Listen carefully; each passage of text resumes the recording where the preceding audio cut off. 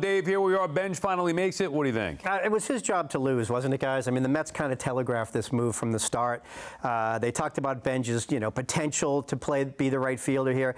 And then what really did it for me, I thought, was fairly obvious when they said, oh, yeah, Juan Soto's going to play left field when the season starts. And it's like, oh, wow, where did that come from? So the wheels were in motion, I think, very early here. And they had a lot of confidence in this kid. He's a confident guy, obviously talented, had really burst onto the scene last year in the minors. So I think it's a good, solid move. He's the first guy since Pete Alonso to make the team out of camp, and they have that kind of Alonso-type faith in him. I was there when Alonso made the team that time, and he just so deserved it. And in Benge's case, it's deserved, and also there was a hole there that had to be filled, and Benge stepped up and took the job. Yeah, it still says a lot about him, though. He was under the gun from day one in spring training. He knew that it was his job to lose, and he delivered. He gave him a good spring.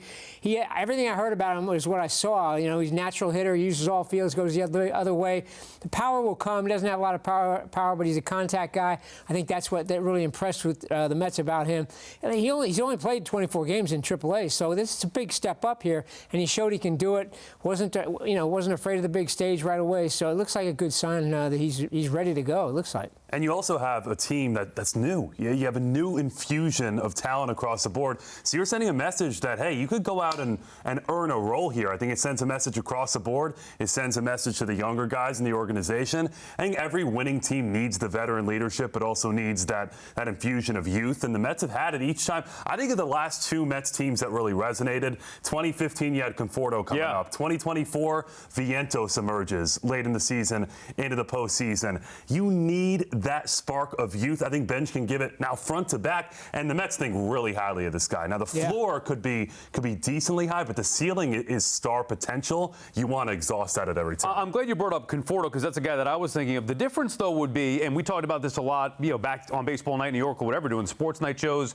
that Conforto had a lot of pressure on him because he was asked to be a top middle of the order guy, where Benge is going to be down at the bottom of the order. So I would imagine the pressure is going to be less on Carson Benge. Yeah, for sure. I mean, and Conforto you mentioned too. That was a guy that was called up mid-season. So I mean, it's not like you're coming out the start of the year. So I think it's tough. It's a huge leap of faith. As much as you trust a kid, there's the possibility that after 2 weeks he's overmatched or he's really struggling, and then you have to figure out what to do with him. So in that sense, but you made up a good point, Sal. I mean, the fact that the pressure is not on him to really perform and really carry this team, clearly he doesn't have to do that.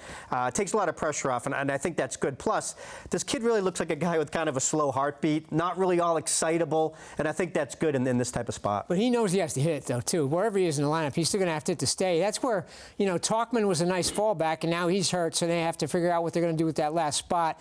But I think there's a little more pressure on him now just because Tauchman's not there. Benge is they want him to play every day. But I just like his approach, the fact that he's not going to be trying to hit the ball out of the ballpark. He's just going to be able to take the ball the other way. He'll just be kind of that natural hitter that he is. So I think he'll be able to succeed. But it's a big, as you said, big leap for him. He hasn't played much AAA at all.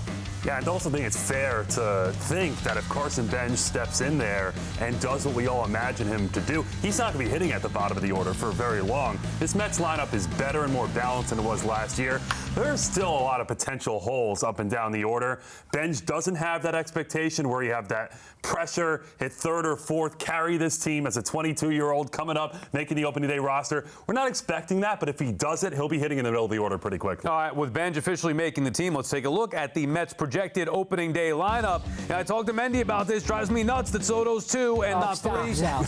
Come on, Soto's the damage doer. Stop. Put it this way. Here's a bold prediction for you. I guarantee you that at some point, Juan Soto, some point soon, they'll come to their senses and have Soto hitting third. Anyway, that's not the point of this conversation. A deeper lineup there. You have Benge penciled in roughly in the 8th spot there. Harp, do you like the new look lineup? I thought Mendoza settled you down with his answers, said Sal. I let him off the hook. I don't want to get into any issues there. He was doing.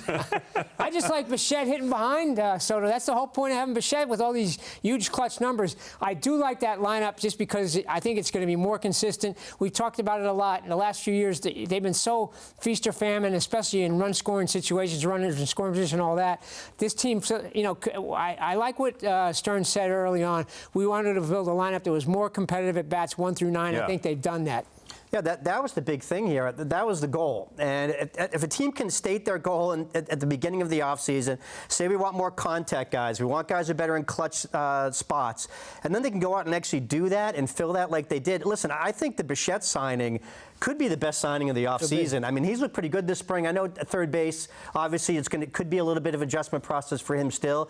But at the plate, I think people are going to notice a big difference with him in that lineup, especially behind Soto, where he's going to be right now. So, the Bichette thing, I think, is really going to be the signing of the offseason. 50 homers, they want him in the 2-hole. Yeah, okay, because he walks and gets on base. I mean, my goodness. Hey, you got a 50-homer guy in the 2-hole. You better have good protection, or if I'm the opposition, I'm just walking him all the time. It's not like I want to face Bo Bichette, but that illustrates, to your point, the importance of Bo Bichette on this team. He can't miss any time this year. You need 160 games. Polanco, too. He's hitting right behind him. Right. You need these guys on the field. Polanco has had some injury question marks. Now, it's not like he's playing 90 games. He's playing 110, 120, 130. You need those guys on the field all year, or else this lineup gets thin. Your guy, Robert, he's a potential hole there. He's got to hit. No, he's not a hole. He's a star.